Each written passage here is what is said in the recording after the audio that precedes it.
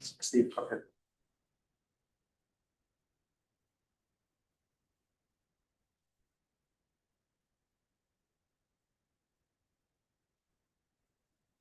This is the meeting of the Littleton Area Board of School Directors. This is a meeting of the board taking place in the public in accordance with the Sunshine Act. District residents who wish to address the board are required to sign up to provide public comment at least 5 minutes prior to the start of the meeting. Public participation will occur only during the designated public comment portion of the agenda. Disruptions, interruptions, outbursts, or other disorderly conduct of any kind will not be tolerated. By attending and or commenting publicly in this meeting, you are consenting to the district's recording, retention, and future viewing of this. This meeting is also being live streamed as a convenience to the public.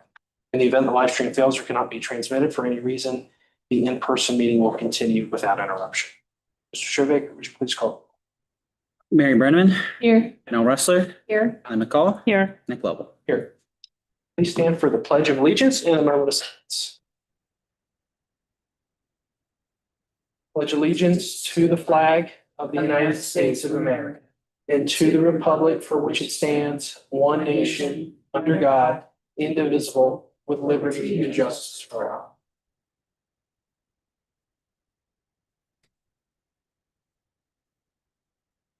Thank you.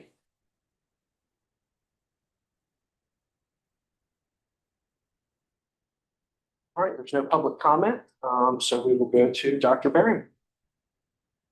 Thank you. So the first item on our agenda is our yearly credit recovery. So every summer, Mr. Liberty and Mr. Baker do the credit recovery for the middle school and the high school. And these are for students who need the extra support or who did not pass their classes during the regular school year. So that would be for our summer school program, both of those contracts. This is normal every year for the credit recovery at secondary level. Committee in agreement to move that forward to the board for approval this month. Yes. Mr. Cole.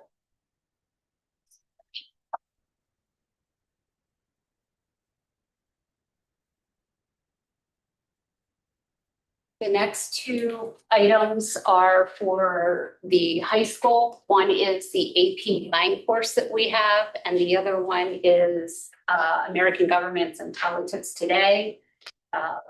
The updated addition to align with the College Board AP exams that the students in those courses take in the spring of each year. For budgeting, if that is a question, I put these into the Ready to Learn grant, so they would not be a part of your overall budget next year. It was something that I was able to use Ready to Learn for.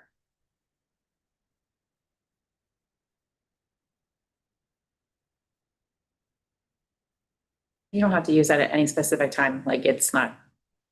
Or how much is left on the grant if these two. Oh, so when I got that grant in, this year was late because of the budget impasse at the state, but I had to allocate all of the funds for this year. And I did reach out to our contact at the state and said, even if it's for next year, can I budget and purchase it this year? And they said that I could. Okay. So once the committee takes it to full board, then as soon as that happens, I can order them and have them here in district. Okay.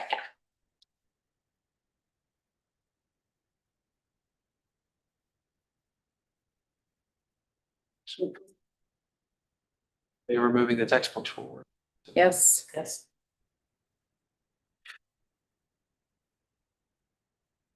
The next two, during, I think it's December, when we go through the course selection guide at each level for the next school year, there were two new courses. One is a STEM course, Ultimate Robotics, getting our students the background and knowledge in some robotics courses. And then the other one was the environmental literacy and sustainability, which is part of the new skills standards. So every year you do the courses ahead of time with the description. And then around this time each year, we bring you the proficiency scales of what standards and what is going to be taught in those different courses, in those two courses. So the first one, the MakerBot Ultimate Robotics, takes the kids through a quarter course at the middle school level and teaching them the basics of robotics using some Lego kits and some other supplies that we have budgeted for. The other course, again, is that environmental literacy and sustainability through the new steel standards. It was an area we identified that our students are lacking in with these new standards. So this will be a course every sixth grade student will get. Any questions on either of those? And the proficiency scales take you down through the standards, what the students will know and be able to do, and then the evidence of learning that will be reflected with that.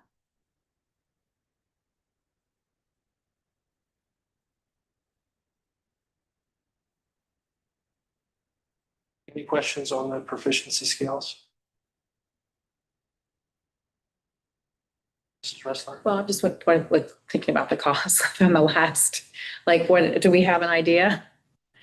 So the same thing as with the AP books, with the new STIL standards, we are able to budget a lot of that through the Ready to Learn. Okay, perfect. I know you guys had a rough not understanding, but going through that budget. Yeah. For me last year, or I guess just this previous year, the Ready to Learn was able to do a lot of things in the curricular area. I know Jeannie has asked me that in the past about making sure that we have funds for things. And this year, the Ready to Learn grant really did help us out with a lot, with our science, ELA, math. So there are a lot of things. Actually, even credit recovery is part of Ready to Learn this year. Oh, okay.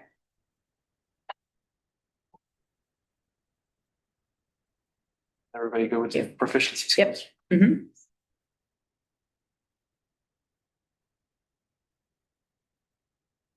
Okay, so the data presentation. Aaron's just got to switch screens, so give them a second here. So this is a presentation based on the data that we had in the fall for iReady, and then moving into the updated at the end of January diagnostics that we did. So if you could go to the next slide, Aaron. I moved my computer. Didn't work. So a couple things to point out. Ahead of time, we saw really good substantial increases in student performing at or above grade levels across both the middle school and the elementary school since the fall diagnostic.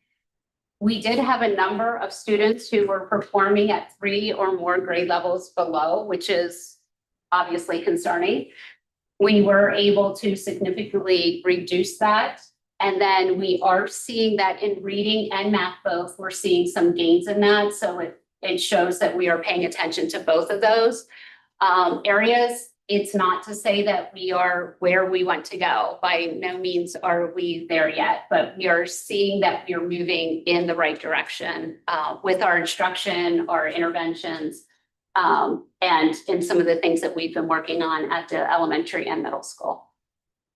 So the first one is the ACES reading. You'll see that proficiency doubled since the fall. So if you take a look at if the students were mid or above grade level or early on in the fall, we were at 29%. We had a 19% gain in that. So we now have almost half of all elementary students now performing at or above grade level. Again, that's roughly half of our students. It is not where we want to be, but it is trending in the right direction. Go ahead, Erin. The next one would be, so this is, if you remember last year, and Allie, so typical growth and stretch growth, this is based on iReady data. So typical is what we expect kids to grow in 1 year. So since we do have a number of kids who are performing 2 or more grade levels below, or even if they're 1 grade level below, we really try to get them to meet the stretch growth goal. In order to do that, they really need to be on iReady 50+ minutes per subject a week. And I know we try to keep our computer time down, so when elementary and middle school kids are on computers in those two classes, like in small group, this is generally what they would be in.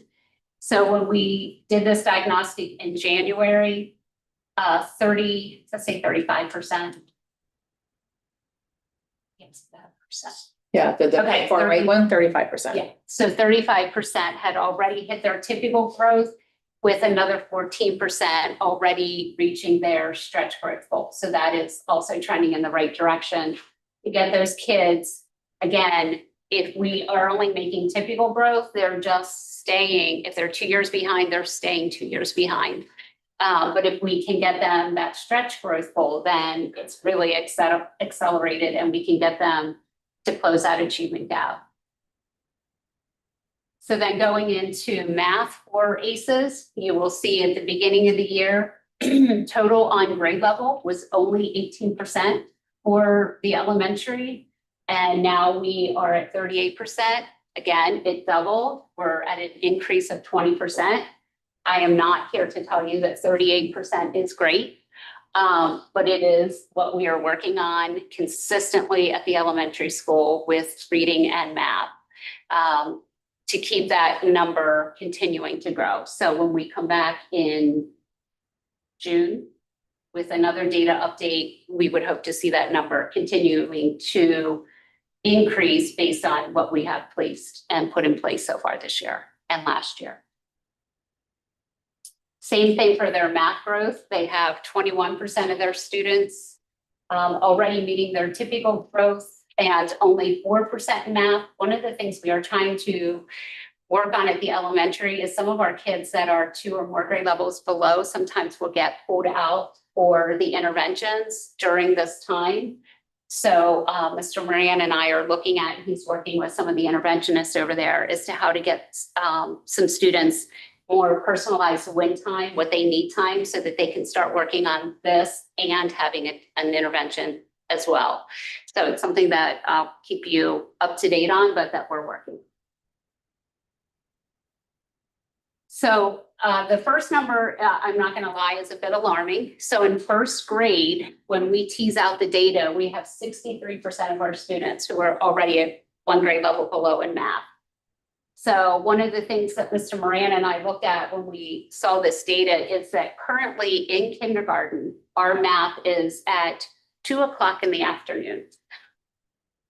So not a great time to be learning math at the end of the school day. So that is something we are taking a hard look at and having some really in-depth conversations about where to place math so that it is not at the end of the school day, which is not optimal learning time. In grade 5, you've heard me talk this year that we have Mr. Peckhard working with our 3 5th grade reading teachers, and really focusing on that complex comprehension and vocabulary development. One of the things that we're finding is really between ACEs and MAMS is the nonfiction, that we need to do more work in the nonfiction realm. Our kids are doing well with reading the fiction and the reading stamina and the vocabulary and comprehension with that, but we still have some work to do in the nonfiction area. So we will continue to work on that. And looking at the small group instruction in math and reading across the board, K to 8, so that they are getting more in-depth and targeted instruction.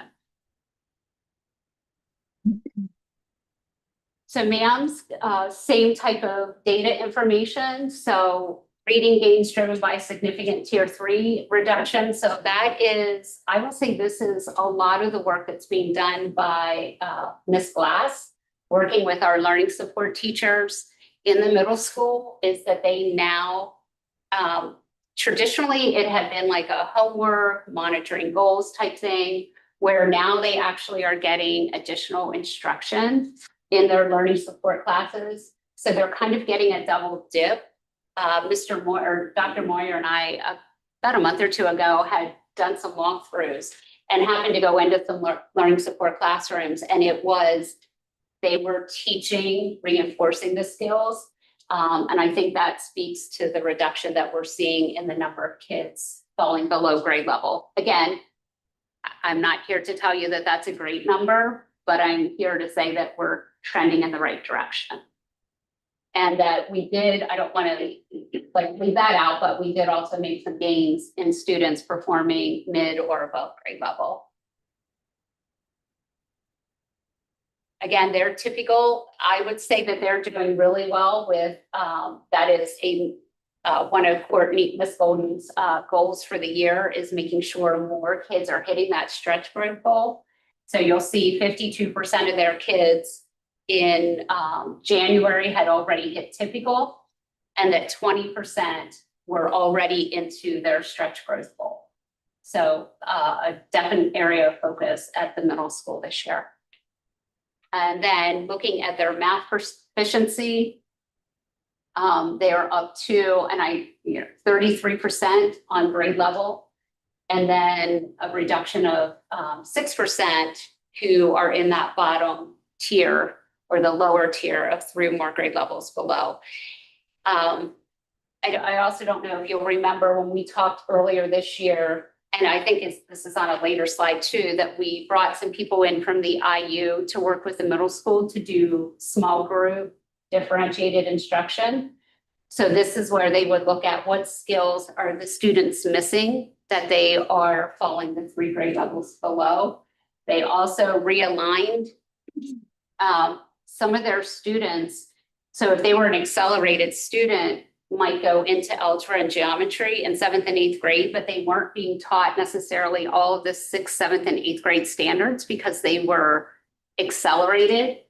And what we're learning and have known for a while is just because you're an accelerated math student doesn't mean that you know all of the 6th, 7th, and 8th grade standards. So they did a lot of realignment to make sure all of those kids are getting the priority standards. And that will continue to bear out in some numbers as we start to see that progression over the rest of this year and into next year. Again, typical growth and their stretch growth for math, they are at 36% already meeting their typical at the end of January, and then 11% in their math growth, their stretch growth.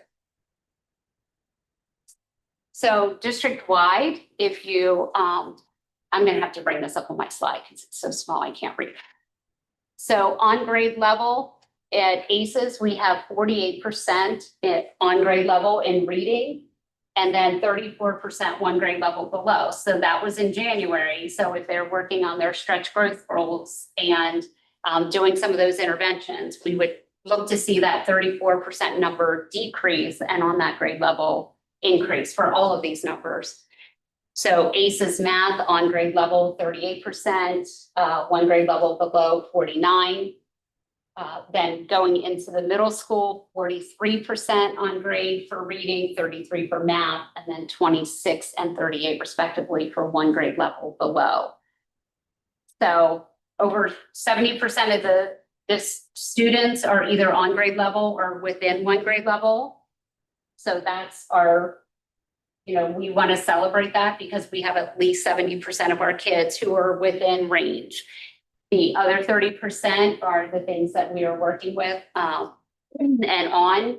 We've been also working with Dr. Fiatke on she's been getting some resources in to take a look at for some of our higher tier 2 and tier 3 interventions to make sure that we're doing more targeted instruction in those interventions K-8.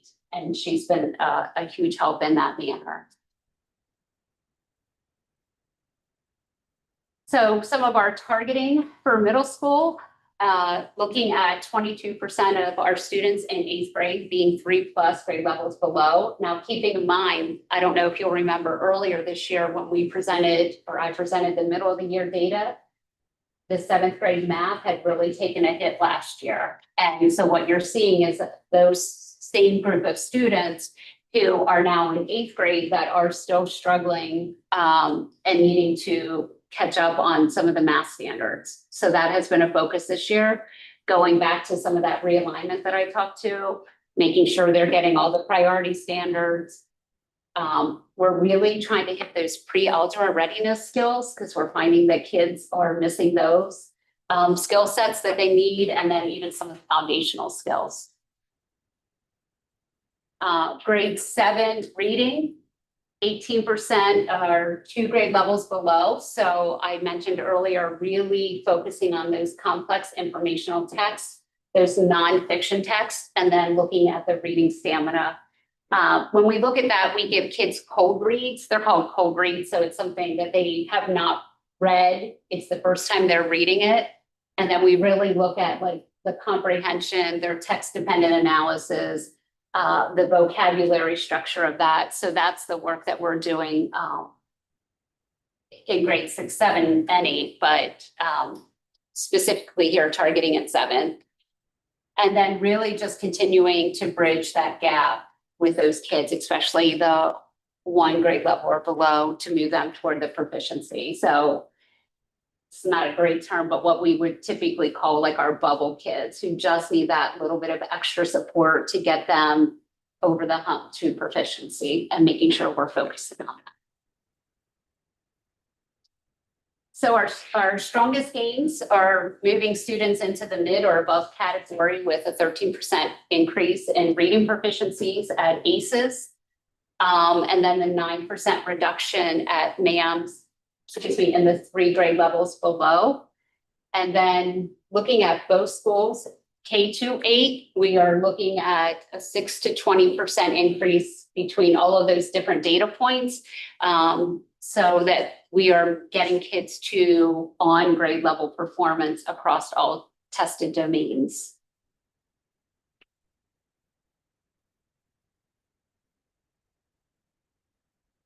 And so the growth was from the fall of beginning of this current school year to January. Till the end of January. And then in June, we'll get another update on, okay, Yeah. Seems like something's working.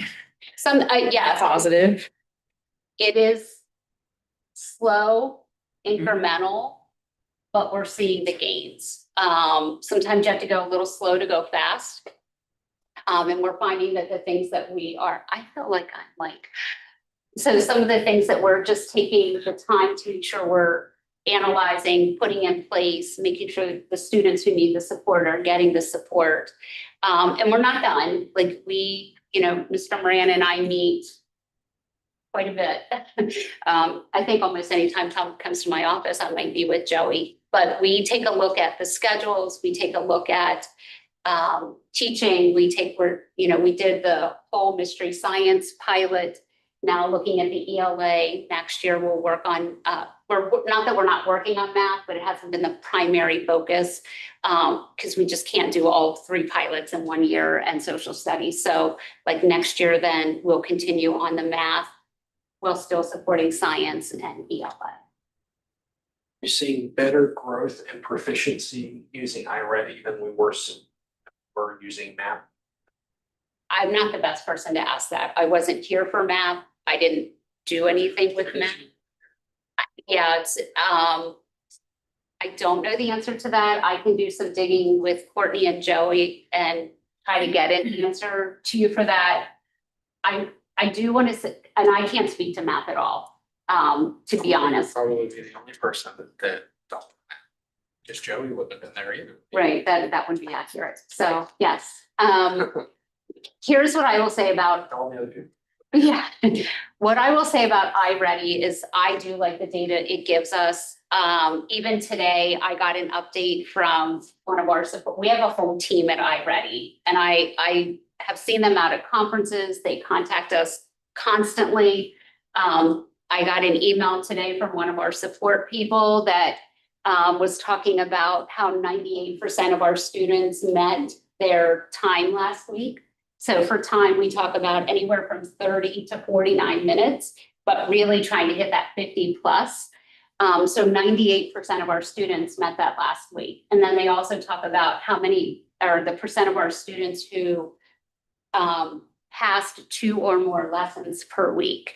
And I don't remember those percents because it broke it down by each building and each topic, but those were also really high percents. So we take a look at that all the time. It breaks ELA and math down by the different domains. So our teachers can take a look at it per student, per class. Here's where they need extra support. Here's what I need to reteach. It breaks it into 4 quadrants for them of students, so it's easy for them to group them in small groups so that they can do more targeted interventions. I just think it gives us a wealth of data that we can use. We're only our 2nd year into it, and so we still meet with them on a pretty regular basis for them to keep teaching us more that we can do with it. Had them in March to do some more professional development with ACEs and the middle school on how to hit all the different standards and how you can track how well the kids are doing on each standards, which then helps with proficiency. So I can't say enough about what I think iReady is doing for us. I talked to Joey or Mr. Moran and Mrs. Golden, and I think they would concur that they're seeing us go in the right direction. Not by no means where we want to be, but moving forward. And with that information, I mean, last week was a short week because of the Easter and spring break. That might have been 15 minutes at a time. It's not like they're on it. I mean, when you hear 50 minutes, you know, people, I'm just saying in general, people might think that's a lot of time. It's really not when you break it down by the week. Like this week might be a little bit less because we're in school for 4 days instead of 3. So. Yes, thank you for bringing that up. So yes, they're not on for 50 minutes at a chunk. So elementary for sure. And even now going into the middle school where they do small group. So one of the rotations when they're not with their teacher might be 15 minutes of iReady or 10 minutes till they get logged on, logged off, do their transition. So it might be 10 to 12 minutes a day on iReady Math, 10 to 12 minutes a day on iReady Reading. So yeah, they're not doing it at 50 minutes a chunk. And we don't like the kids to do it at home so that we can help progress monitor how they're doing in their pathways on iReady. So when do you think that, so you said math was at the end of the day. So where do you think you could fit it in to put it in the earlier half of the morning? So that's something Mr. Moran is taking a look at with the schedule and talking to the interventionists as well. Because right now, ELA takes a huge chunk of kindergarten's day, and rightfully so. But we do have to find a better fit for math. So maybe it's chunking some of the ELA in the morning, followed by like their specials, and then maybe some math, and then come back to maybe the writing part or some read alouds or something in the afternoon for ELA. But trying to chunk it a little bit so that it's not just at 2 o'clock in the afternoon at the end of their day. I know something has to be at the end of the day. I get that. I mean, I was a high school teacher too, and nobody wanted something 11th period because it's the end of the day. But I don't know that it's serving our kindergarten students going into first grade, seeing that they are 63% of them are a grade level behind. Mm-hmm. So it is something we are taking over. Additional questions?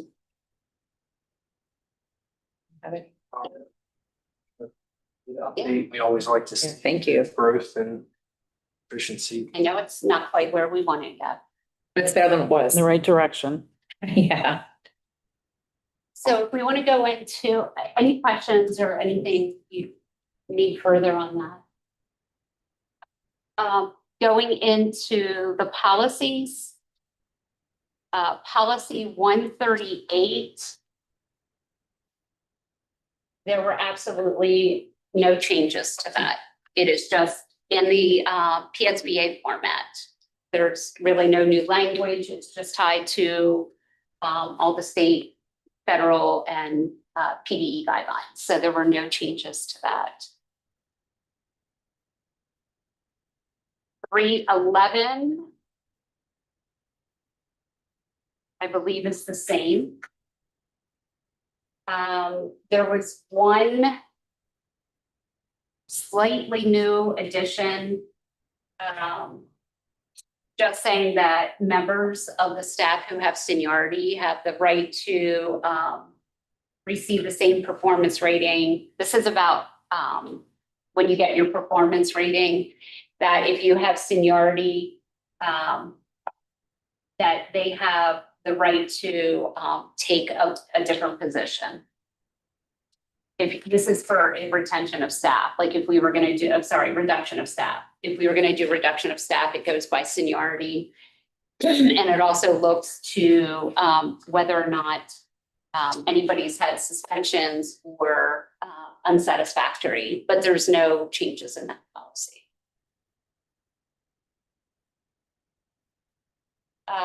Any questions on that one? Policy 338 also did not have any changes in the PNN that we received. I did go through and selected the same selections that we always have. So all required application materials shall be submitted by April 1 for the following school year by October 1 for the following semester. So this is for compensated professional leaves. We ask for all of the documentation October 1 if it's for the spring semester, by April 1 if it's for the fall semester. So all of those dates stayed the same. All of the selections throughout the policy stay the same. So I didn't change anything in this policy. So these would be for like professional development sabbaticals. Sabbaticals, yes, which there is one on your agenda. We are directionally obligated under this to provide. I also think there's state regulations on this. Yeah. And then the last one, 347, workers' compensation, traditional return to work program. There was actually no changes on that one either. So you guys got off really lucky because there were no changes in any of the PNNs that came up for review. Any questions on any of the four policies? Pretty straightforward. They were all very straightforward. Committee in favor of moving them forward. Yes. To the full board approval. All right, they'll be on the agenda this month for the full board meeting. Can I have a motion to adjourn? So moved. Second. All in favor,